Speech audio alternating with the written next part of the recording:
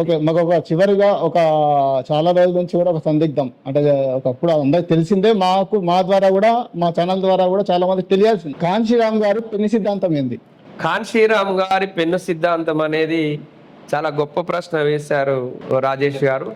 కాన్షీరామ్ గారు పెన్ను సిద్ధాంతం ఏం చెప్తుందంటే, ఎప్పుడు ఆ మహానుభావుడు చేతిలో పెన్ను పట్టుకొని ఇలా చెప్పేవాడు.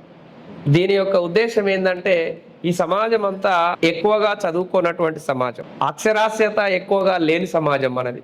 ఆ సమాజానికి అర్థమయ్యే రీతిలో ఈ సమాజంలో ఉన్నటువంటి రాజకీయాలను, ఈ సమాజంలో ఉన్నటువంటి ఆధిపత్య వర్గాలను, ఈ రాజ్యాధికారము, పరిశ్రమలు, సంపద ఎవరి చేతుల్లో ఉందని చెప్పడానికి, ప్రజలకు అర్థమయ్యే విధంగా చెప్పడానికి కాన్షీరామ్ గారు ఈ పెన్ను సిద్ధాంతాన్ని చెప్తుండండి.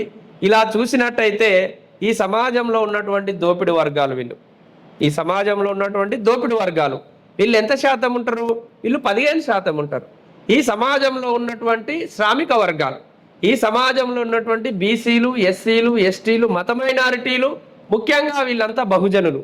కాబట్టి ఇవాళ మనువాదులేమో 15% ఉన్నారు, బహుజనులేమో 85% ఉన్నారు. మరి ఒకప్పుడు రాజులు రాణి కడుపున పుట్టేవాళ్ళు, ఇప్పుడేమో రాజులు ఓట్లకెను పుడుతున్నారు. కాబట్టి 85% ఉన్నటువంటి సమాజం యొక్క ఓట్లు ఎక్కువ.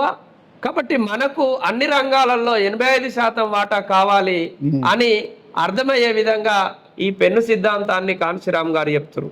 ఎవరి జనాభా ఎంతో వారికంతా రాజకీయ వాటాలు అందాలని కాన్షీరామ్ గారు ప్రజలకు అర్థమయ్యే రీతిలో ఈ పెన్ను సిద్ధాంతాన్ని చెప్పడం జరిగింది. కాబట్టి ఇవాళ బహుజన్ సమాజ్ పార్టీ కూడా ఏ కులానికో ఏ మతానికో వ్యతిరేకం కాదు.